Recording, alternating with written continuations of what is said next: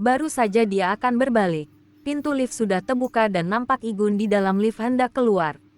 Fitri, kamu lagi. Fitri langsung berbalik arah dan menuju ke tangga darurat. Tapi tangannya langsung dicekal oleh Igun. Sebentar dong sayang. Kamu mau ngapain di sini? Tanya Igun curiga. Fitri diam saja dan tidak membalasnya. Berdiri mematung sedang memikirkan jawaban yang pas. Ditanya kok diam saja sih? Tanya Igun menatap tajam ke mata Fitri. Aku ada perlu. Jawab Fitri singkat. Kamu jangan macem-macem ya. Kamu jangan pernah berusaha untuk memiskinkan aku atau mengeluarkan aku dari sini. Igun kesal dengan jawaban Fitri yang singkat itu. Aku cuma kesini ada perlu. Itu aja. Jangan nuduh yang tidak-tidak dong. Kamu waras dikit kenapa mas? Jawab Fitri dengan kesal. Kamu kesini kalau mau ngaduin masalahku dengan kamu. Terus apa lagi? Igun masih mendesak jawaban Fitri agar tenang. Aku kesini ada perlu. Titik. Fitri tetap tak mau memberitahukannya.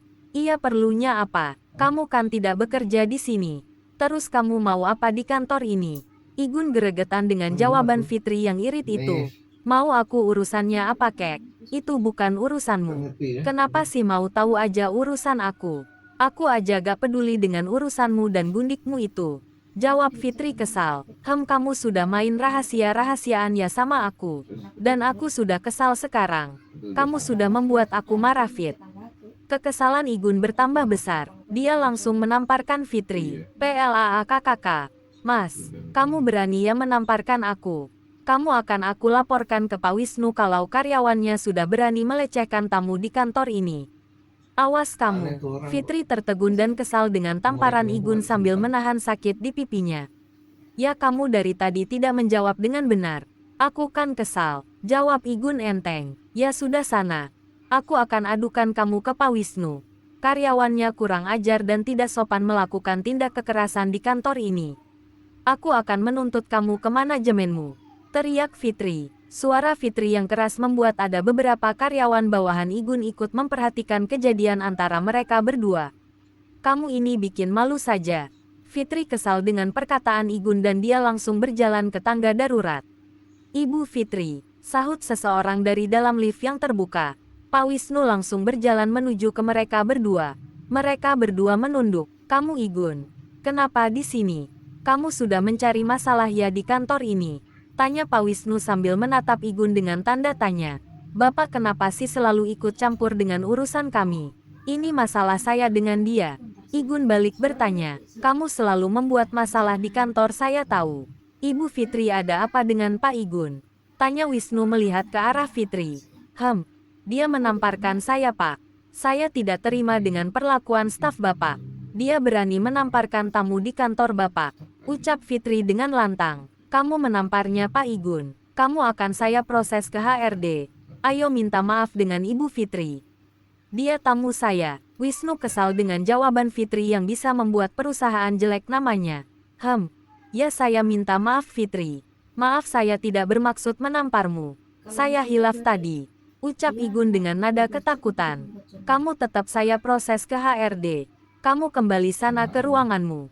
Semprot Wisnu ke Igun. Igun berjalan ke ruangannya dengan menatap Fitri kesal.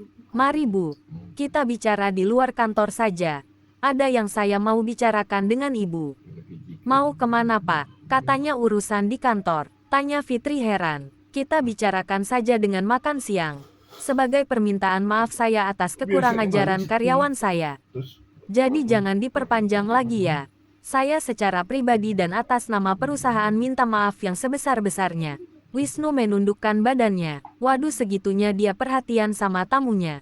Gumam Fitri dalam hati. Sudah Pak Wisnu. Saya juga tak memperpanjangnya kok. Jangan sampai segitunya juga Pak. Saya sudah maafkan Pak. Fitri tersipu malu melihat Wisnu sampai menundukkan badannya ke bawah. Ya sudah.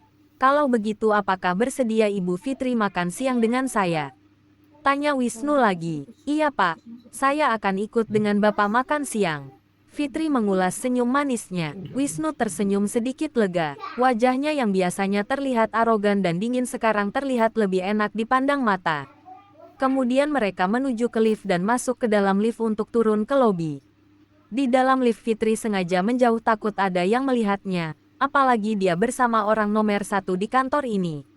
Mereka langsung menuju ke sebuah restoran Jepang yang sangat Fitri dambakan. Dia mau makan di restoran ini sejak lama, tapi Igun selalu menolaknya kalau diajak. Setelah mereka berdua masuk ke dalam restoran, Wisnu memesan beberapa jenis makanan yang enak dan cocok dengan lidah orang Indonesia. Selama di mobil tadi, baik Wisnu dan Fitri tak saling bicara. Wisnu sibuk dengan ponselnya untuk membalas semua pesan yang masuk ke dalam aplikasi chat dan emailnya. Ibu Fitri, boleh saya bertanya? Oh ya boleh Pak, silahkan. Akan saya jawab sebisa saya. Begini, kalau boleh tahu, Ibu sudah pernah bekerja belum? Tanya Wisnu. Sudah Pak, sebelum saya menikah dengan suami saya pernah bekerja di Bantam Group. Oh bagus dong. Itu perusahaan terkenal. Kalau boleh tahu di sana bagian apa? Tanyanya lagi. Saya di sana supervisor. Jabatan terakhir saya. Jawab Fitri. Wah bagus kalau begitu. Saya ini baru 2 tahun memegang perusahaan papi saya. Sebelumnya saya kuliah di Perancis, Eropa. Oh Bapak baru saja lulus 2 tahun lalu. Wah enak ya kuliah di luar negeri. Ya ada enaknya dan ada tidaknya. Di sana terlampau bebas. Jadi tidak sesuai dengan budaya orang Indonesia. Jelas Wisnu kemudian dia mengambil gelas dan minum. Iya pastinya. Saya juga tahu itu. Berapa lama di sana? Tanya Fitri yang juga ikutan minum. Saya dari senior high school sudah di Perancis. Sejak papi berpisah dengan mami. Mami akhirnya sakit dan setahun kemudian meninggal dunia. Saat itu saya merasa dibuang. Tapi mami dan papi yang mendirikan perusahaan saya ini. Jadi setelah saya lulus dari magister di Perancis, saya pulang untuk memimpin perusahaan ini sesuai dengan isi wasiat mami. Wah lama ya, mungkin sekitar 10 tahun. Saya ikut prihatin dengan yang dialami oleh Bapak. Terima kasih, sekitar segitulah saya di sana. Jawab Wisnu sambil membenarkan jasnya. Kamu tidak lupa ya dengan bahasanya? Tanya Fitri bingung mau menanyakan apa lagi. Ya tidak dong. Bahasa Indonesia tidak akan saya lupa. Di sana juga masih banyak orang Indonesia. Dan saya masih sering sehari-hari memakai bahasa Indonesia.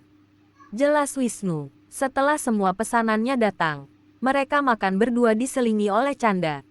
Aku pikir kamu sedingin beruang kutub. Gumam Fitri yang sering mencuri pandang ke Wisnu. Dia tertarik dengan ketampanan dan perhatian Wisnu. Sesudah Wisnu dan Fitri selesai makan, mereka minum teh yang dituang oleh seorang pelayan.